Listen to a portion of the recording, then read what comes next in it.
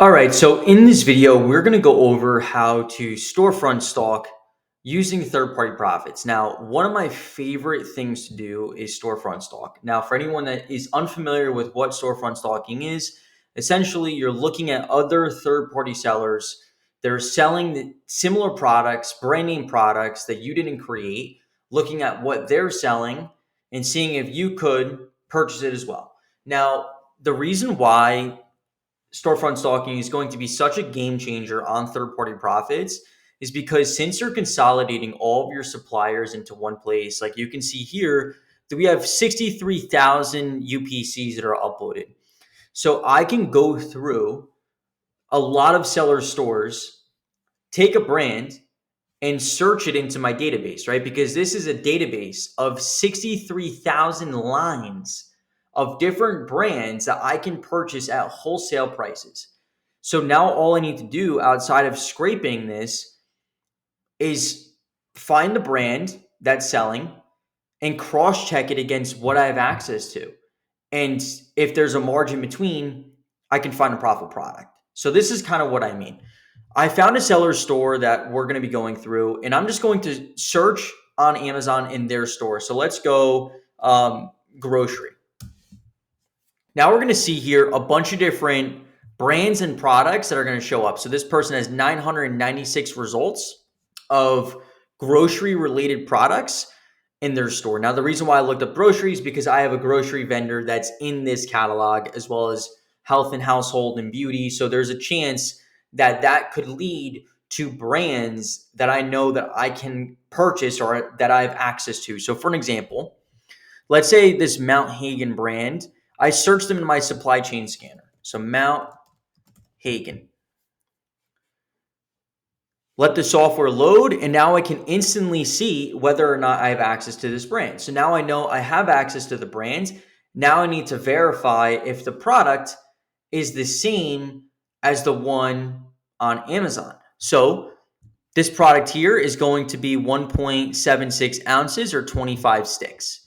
So now if I just hover over the title, I see that there's a 25 count, 1.76, 1.76, 1.76. Now, also something you could do is look at the listing to see if there's a UPC on the listing, whether that will be on, on the listing itself or on the product itself. So I'm looking at the product images. I don't see any type of UPC.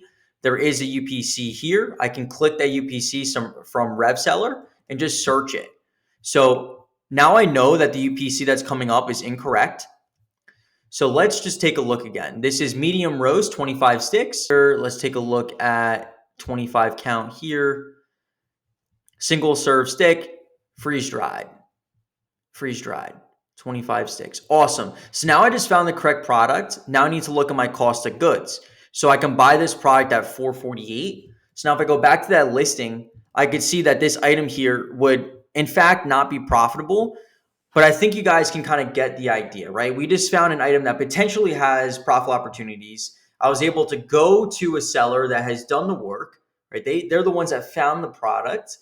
I just need to see if I have access to it and if I can buy it at a lower cost and make a margin between. So we'll continue to go through a few more here. So gray Celtic sea salt.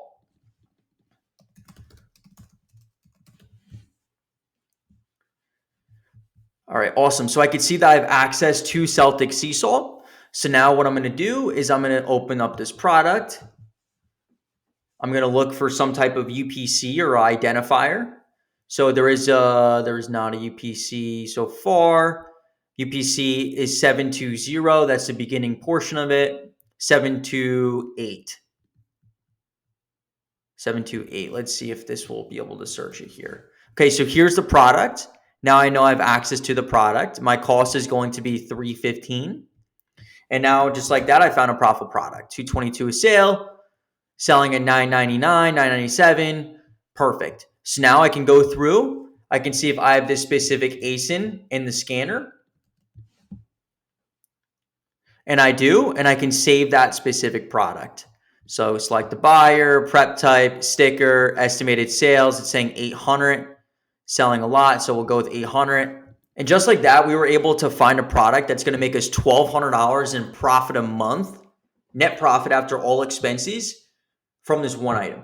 So that's incredible. We literally went from, looking at a seller store, just going through brands, taking the brand, searching it against what we have access to in our supply chain scanner, and trying to find products. Now, if you find a product where the ASIN isn't in the supply chain scanner, all we need to do, so here's the UPC.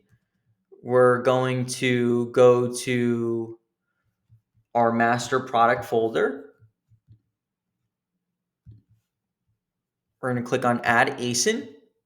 We're going to copy the ASIN that we want to add. We're going to paste the UPC and the cost of $448. Now, when I hit submit and I search that specific product, you're going to see that there's no supplier attached to it or any data. All I need to do is select this button, hit fetch from master catalog, and then boom, just like that, it's going to pull in all the data for that specific supplier.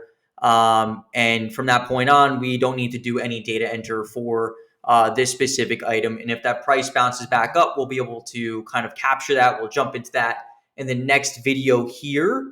But if you found a product through storefront stalking manually, this is how you can do it. Simply through going through a seller store, finding a brand, cross-checking against your supply chain scanner. If you find the item, search the ASIN. If you find the ASIN, add it and save it.